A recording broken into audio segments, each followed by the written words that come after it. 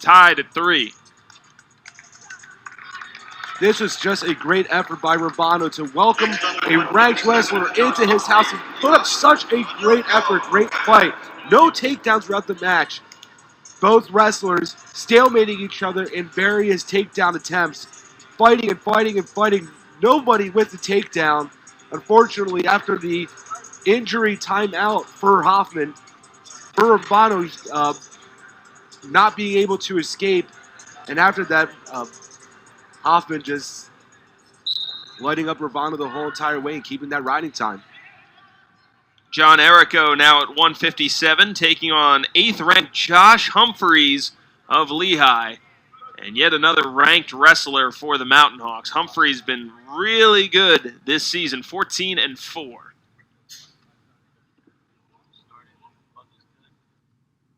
Another medalist in the Journeyman Collegiate Classic for the Mountain Hawks.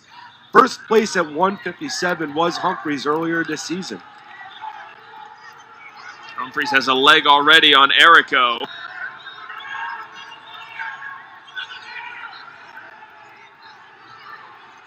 Errico could be in trouble here. And there is the 2 on the takedown. Humphreys kept looking at the official, asking if I have the takedown yet. 2-0 the advantage. Errico won by decision last time out.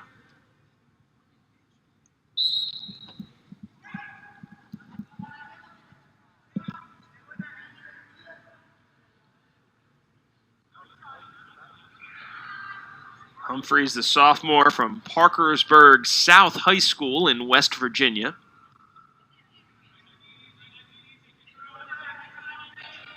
Was part of a shellacking by Lehigh of Bucknell, 32-6. Took down Jaden Fisher by a 9-3 decision advantage.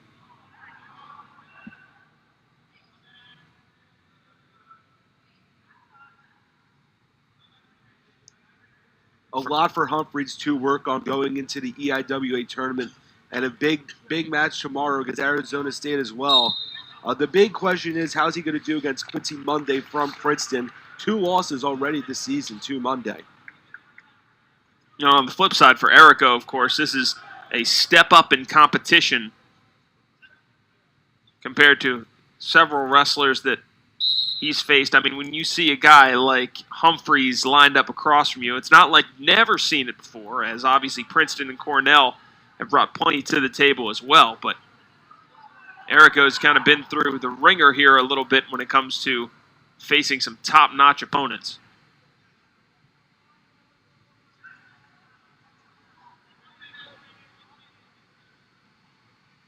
The 157 weight class for the Quakers has seen a litany of its roster go in rotationally, and Errico getting the best competition possible today.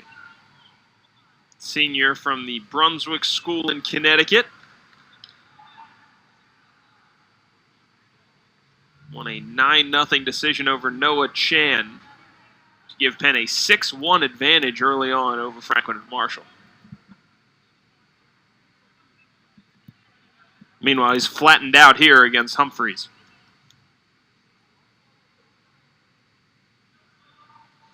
You can see Humphreys so active on top as well, always looking for that next thing. A lot of chain wrestling going on for Humphreys. I can tell Humphreys here looking for the tilt, and with too much fight for Errico to handle, Errico called for stalling right before the end of the period.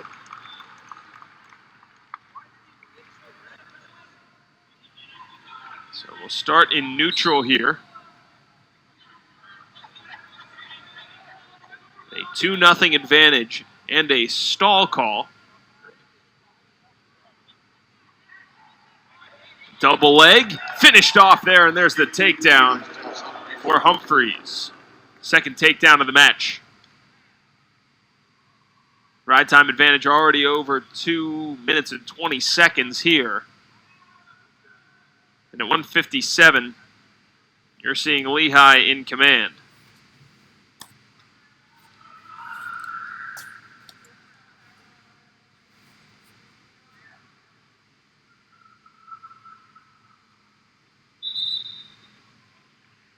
Stalemate called. We'll return to the center.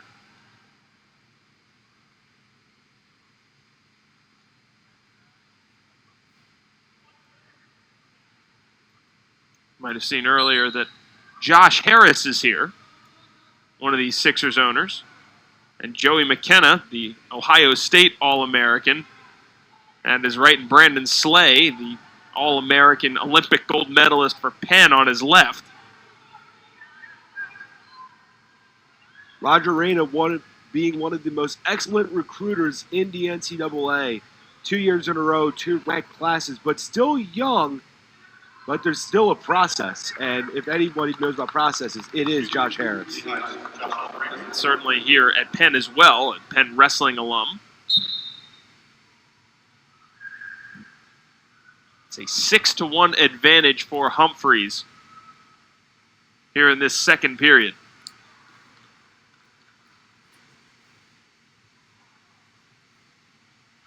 You never know who might be walking around the palestra when you come in for wrestling or basketball, gymnastics. Alumni network is pretty substantial here, especially in the Philadelphia area. Penn will do whatever to keep them around, and it shows. A lot of Penn pride here in the palestra, especially for Penn's toughest opponent of the year to visit, the original House of Wrestling.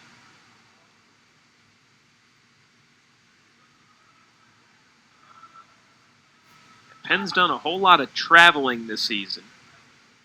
Obviously the Patriot Open, the Princeton Open, the MSU Open, visited Penn State, at Army.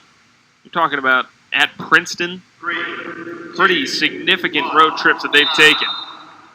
Princeton, a storied program in the making, only just beating Penn for the first time in what seemed like forever a few years ago. Now they're one of the best programs in the country.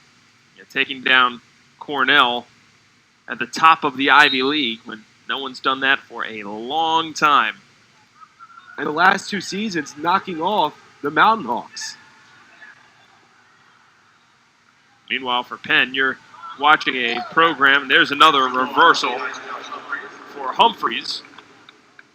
You can see this is a program that is in the process of reloading, and they've made a lot of progress that way. Still some work to do to get to, for example, what we've seen from Lehigh so far today. It has been tough for the Quakers. Later on, we'll be forfeiting to the Quakers will be forfeiting to Lehigh, 125 and 133. Usually, Michael Kolioko and Carmen Ferrante, a ranked opponent and an NCAA qualifier. 157, the weight class was left open by Anthony Artolona, who was expected to be once again at the top of the EIWA as he was last season. The Penn's had to make a lot of changes in their lineup, and it's been showing all throughout the season. Yeah, injuries have certainly been a big story as it relates to Penn. And like you were talking about, Lehigh used to that last season as well.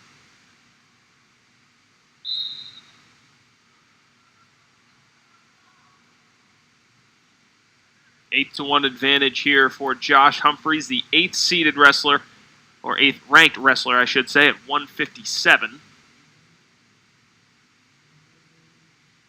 And it's been a pretty dominant performance by Humphreys. Looking to close this one out with just over 30 seconds left in the third period. And after this, Humphreys will have to focus on a ranked opponent tomorrow from Arizona State, Ja'Cory Teamer at the 157-pound weight class. Going to be a very tough bout up there in Grace Hall.